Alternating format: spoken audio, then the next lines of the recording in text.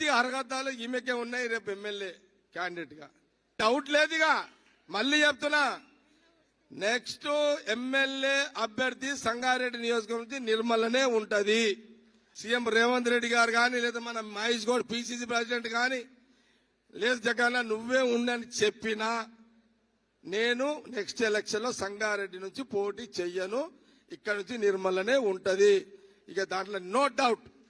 మీరు already క్యాండిడేట్లను decide చేసుకొని వచ్చేసారు. అయినా నా అభిప్రాయం మీకు చెప్తున్నా, ఫస్ట్ ప్రయారిటీ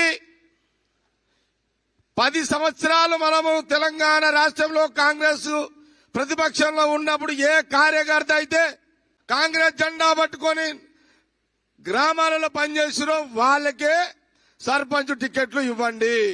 ఇది క్లియర్ స్టాండ్.